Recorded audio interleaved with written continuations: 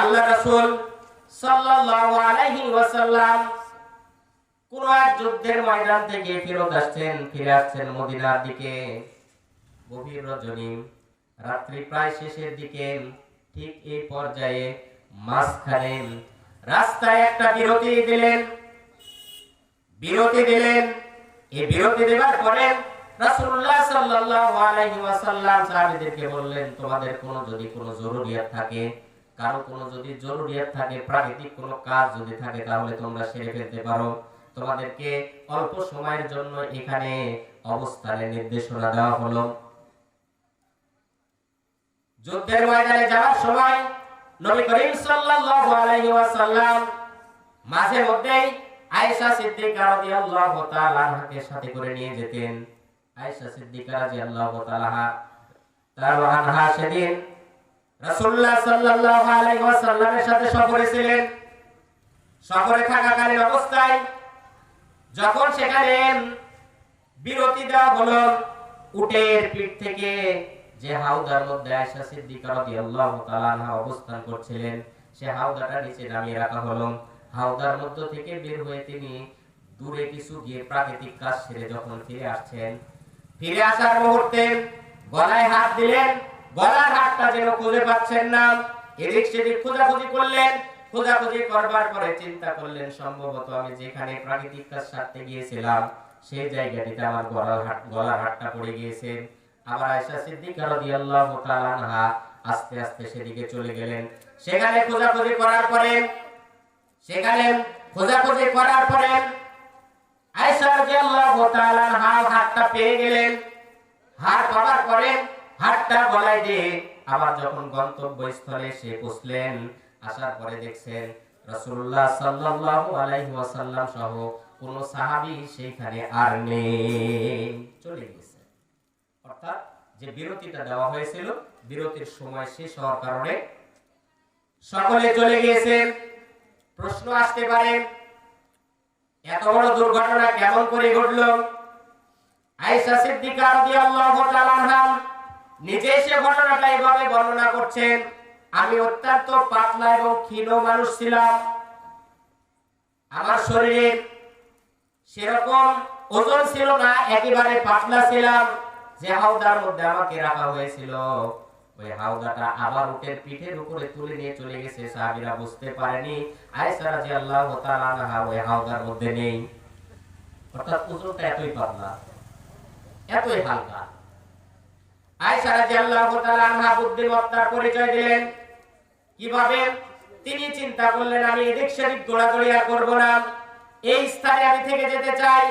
যখন গন্তব্যস্থলে অর্থাৎ মদিনাতে পৌঁছার পরে আমার রাসূল যখন আমার খোঁজ করবেন, আমাকে যখন দেখতে না পাবেন, তখন খোঁজাখুঁজি করতে করতে এই স্থানে অবশ্যই আসবেন। এই স্থান থেকে আমি যদি অন্য কোনো দিকে চলে যাই, তাহলে তো খোঁজাখুঁজি করে আমাকে আর পাবে না। আয়েশা রাদিয়াল্লাহু তাআলা আনহা সেখানে অবস্থান করলেন।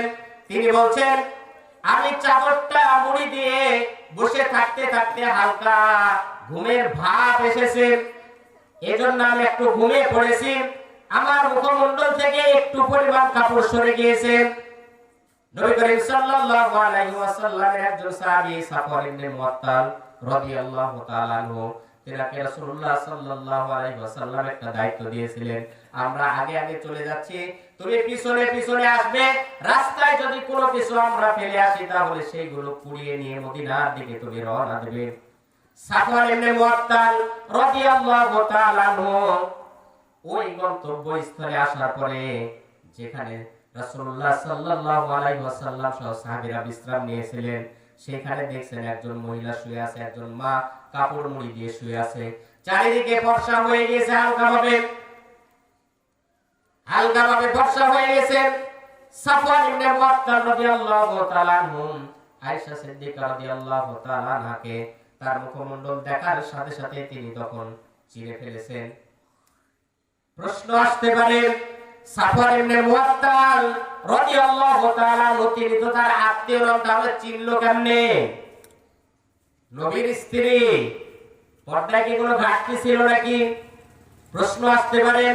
আয়েশা রাদিয়াল্লাহু তাআলা আনহা সুন্দরভাবে এই প্রশ্নের উত্তরটা আগে দিয়ে দিয়েছেন এভাবে যে পর্দার বিধান নাজিল হওয়ার আগ মুহূর্তে সাফওয়ান ইবনে মুআত্তাল আমাকে দেখেছিলেন। আল্লাহু আকবার বলেন। তিনি আমার মুখমণ্ডল দেখেছিলেন পর্দার বিধান নাজিল হওয়ার আগে। এজন্য আমাকে দেখার সাথে সাথে তিনি আমাকে চিনতে পেরে গিয়েছিলেন। সাফওয়ান ইবনে মুআত্তাল রাদিয়াল্লাহু তাআলা আনহু আয়েশা রাদিয়াল্লাহু তাআলা আনহাকে দেখার সাথে সাথে ইন্না লিল্লাহ বলে চিৎকার দিয়েছেন। তিনি বলছেন ইন্না লিল্লাহ পড়ার সাথে সাথে আমার কানে যখন এই শব্দটা চলে গেল, আমি তাড়াতাড়ি করে জেগে গেলাম। জেগে যাওয়ার পরে চাদর দিয়ে আমার মুখমণ্ডলটা ঢেকে ফেললাম। সাফওয়ান ইবনে মুআত্তাল আমাকে শুধু বললেন, আম্মা জান, আপনাকে ছেড়ে চলে গিয়েছেন, আমার সাথে যে উট আছে উটের পিঠে আপনি চড়ে বসেন, আমি সাফওয়ান ইবনে মুআত্তাল আপনাকে মদিনা পর্যন্ত পৌঁছে দেওয়ার দায়িত্ব নিয়ে নিলাম। সুবহানাল্লাহ বলেন না, আর জোরে বলেন না সুবহানাল্লাহ।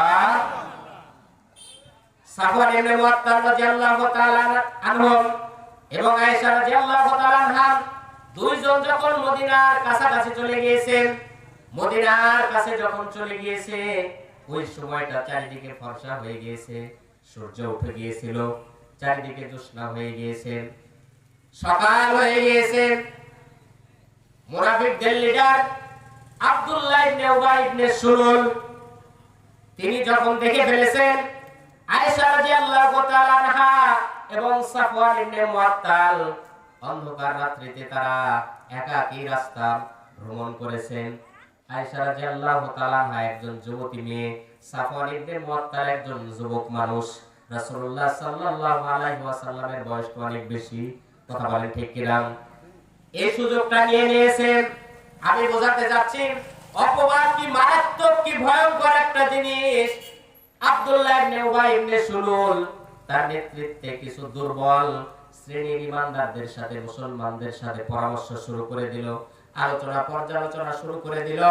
যুবতী মেয়ে আয়েশা রাদিয়াল্লাহু তাআলা আনহা, যুবক মানুষ সাফওয়ান ইবনে মুআত্তাল সারা রাত ধরে তারা একই ভাবে একই সাথে রাস্তায় ভ্রমণ করেছে। সম্ভবত তাদের মধ্যে জিনা করা হয়ে গেছে। জোরে বলেন নাউজুবিল্লাহ, আর জোরে বলেন না নাউজুবিল্লাহ। তাফসীর ইবনে কাসির, আল্লামা ইবনে কাসির রাহিমাহুল্লাহ এভাবে তার তাফসীরের মধ্যে উল্লেখ করেছেন, জিনার অপবাদ দিয়ে দেওয়া হলো। কিসের অপবাদ? জিনার অপবাদ দিয়ে দেওয়া হয়েছে। আচ্ছা বলেন তো ঘটনা কি সত্য না মিথ্যা? যারা সাড়া দিলেন না, সত্য না মিথ্যা? কি ভয়ঙ্কর কথা! অপবাদ এমন একটা জিনিস, এমন একটা বিষয়, মুনাফিকেরা অপবাদ দিতে আমার রাসূলের পরিবারেও ছাড় দেয়নি। কথা বলে ঠিক কিনা? আমার রাসূলের পরিবারে অপবাদ দিতে তারা ছাড় দেয়নি। কি সাংঘাতিক কথা! আয়েশা রাদিয়াল্লাহু তাআলা আনহা বাড়িতে যখন বুঝলেন, তিনি জানতে পারেননি ঘটনাটা যে আসলে তার নামে এরকম অপবাদ ছড়ানো হয়েছে। আয়েশা রাদিয়াল্লাহু তাআলা আনহা বলছেন, আমার রাসূলের কানে যেন ঘটনাটা চলে গেল।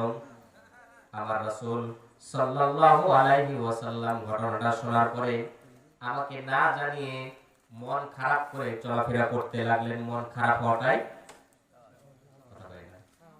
হওয়াটাই কোন ব্যক্তিকে যদি বলা হয় আপনার স্ত্রী উমুকের সাথে পরকীয়া করেছেন, এটা আমি প্রমাণ, এ কথা যদি বলা হয়, স্বামী হিসাবে মনটা কি ভালো থাকবে না খারাপ হবে? যারা সাড়া দিলেন না তারা ভালো থাকবে, তাই না? বলেন ভালো থাকবে না খারাপ হবে? খারাপ হয়ে যাবে। নবী করিম সাল্লাল্লাহু আলাইহি ওয়াসাল্লাম তিনার মনটা যেন খারাপ হয়ে গেল। কিন্তু আয়েশা রাদিয়াল্লাহু তাআলা আনহাকে কিছু জিজ্ঞাসা করেননি। আয়েশা রাদিয়াল্লাহু তাআলা আনহা বুঝতে পারছেন রাসূলুল্লাহ সাল্লাল্লাহু আলাইহি ওয়াসাল্লাম আমাকে যেন একটু এড়িয়ে চলছেন। কি ব্যাপার?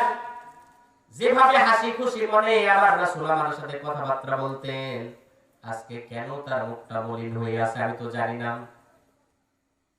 আমি না জেনে রাসূলুল্লাহ সাল্লাল্লাহু আলাইহি ওয়াসাল্লামের এরকম আচরণ দেখে আমি একদিন রাসূলকে বললাম, ইয়া রাসূলুল্লাহ, আপনি যদি অনুমতি দিতেন তাহলে আমি একটু মায়ের বাড়ি থেকে ঘুরে আসতাম। আবু বকর সিদ্দিক রাদিয়াল্লাহু তাআলা আনহু রাসূলুল্লাহ সাল্লাল্লাহু আলাইহি ওয়াসাল্লামের শ্বশুর, আয়েশা রাদিয়াল্লাহু তাআলা আনহার পিতা তিনার বাড়িতে যখন তিনি চলে গেলেন, যাওয়ার কয়েকদিনের মধ্যে আয়েশা রাদিয়াল্লাহু তাআলা আনহা এই ঘটনা শুনতে পেলেন তার খালার কাছ থেকে, যে তার নামে এরকম অপবাদ দেওয়া হয়েছে সাফওয়ান ইবনে মুআত্তালকে জড়িয়ে। ঘটনাটা শোনার পরে খালাকে জিজ্ঞেস করছেন, খালা এই ঘটনা কি আমার রাসূল জানেন? বলছে হ্যাঁ জানে। আমার পিতা মাতা কি জানে? হ্যাঁ জানে। তুমি জানো না? বলছে না আমি তো জানি না, আমি তো এই মাত্র সবে মাত্র আপনার মুখ থেকে আমি শুনতে পেলাম। আয়েশা রাদিয়াল্লাহু তাআলা আনহা বলছেন, এই ঘটনা শোনার পরে আমার মনের মধ্যে এতটাই আমি কষ্ট পেয়েছি, আমি লাগাতার 29 দিন যাবত চোখের পানি ঝরিয়েছি। এই 29 দিন আমার চোখ থেকে যেন পানি বন্ধ হতে চাইতো না। আল্লাহু আকবার। আয়েশা রাদিয়াল্লাহু তাআলা আনহা বাবার বাড়িতে 29 দিন পর, কিছু কিছু ঘটনায় বলা হচ্ছে 1 মাস পর, রাসূলুল্লাহ সাল্লাল্লাহু আলাইহি ওয়াসাল্লাম শ্বশুর বাড়িতে গেলেন। যাবার পরে সালাম দিয়ে বাড়িতে যখন ঢুকলেন, আয়েশা রাদিয়াল্লাহু তাআলা আনহাকে ডাকা হলো, পাশাপাশি বসানো হলো। আয়েশা সিদ্দিকা রাদিয়াল্লাহু তাআলা আনহা একটু তো অভিমান হওয়াটা স্বাভাবিক নাকি বলেন? সারা দেন, অভিমান কি হবে না? তিনার অভিমান এটা, সবাই যেটা বিশ্বাস করেছে আমার রাসূল কেন বিশ্বাস করলো, তার অভিমান এটা। কিন্তু আমার রাসূল তো বিশ্বাস করেনি। করেছে কি? আল্লাহ ফায়সালা দেয়নি, যার জন্য কোনো সিদ্ধান্ত গ্রহণ করেননি। আয়েশা রাদিয়াল্লাহু তাআলা আনহা বলছেন, আমার কাছে যখন এসে বসলেন আমি একটু অন্য মুখে ঘুরে গেলাম। কিছুক্ষণ পর আমি বুঝতে পারলাম যে আমার রাসূলের কাছে জিবরিল আমিন এসেছে। সুবহানাল্লাহ বলেন, আর জোরে বলেন না সুবহানাল্লাহ।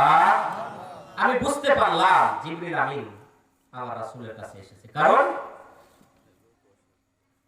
রাসূলুল্লাহ সাল্লাল্লাহু আলাইহি ওয়াসাল্লামের যে কয়েকজন স্ত্রী ছিলেন, একমাত্র আমার সাথে আমার রাসূল একই চাদরের নিচে একই কম্বলের নিচে জড়িয়ে শুয়ে থাকার সময়, একই কম্বলের নিচে একসাথে শুয়ে থাকার মুহূর্তে জিবরিল আমিন এসে কোরআনের আয়াত নাযিল করতে দ্বিধাবোধ করেননি। জোরে বলেন সুবহানাল্লাহ। কিছু সময়ের ব্যবধানে নবী করিম সাল্লাল্লাহু আলাইহি ওয়াসাল্লামের মুখটা যেন হাস্যোজ্জ্বল হয়ে গেল।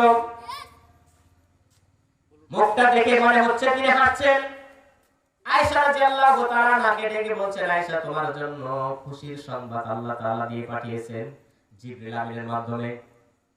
আয়েশা রে শোনো, তোমার চরিত্রে মুনাফিকেরা যে দাগ লাগানোর চেষ্টা করেছে, তোমার নামে যে অপবাদ দেওয়ার চেষ্টা করা হয়েছে, তোমার নামে যে বদনাম ছড়ানোর চেষ্টা করা হয়েছে, তোমার চরিত্রের সার্টিফিকেট দিয়ে আল্লাহ সুবহানাহু ওয়া তাআলা কোরআনুল কারীমের সূরা আন-নূরের 10টা আয়াত আল্লাহ তাআলা অবতীর্ণ করে দিয়েছেন। জোরে বলেন আল্লাহু আকবার।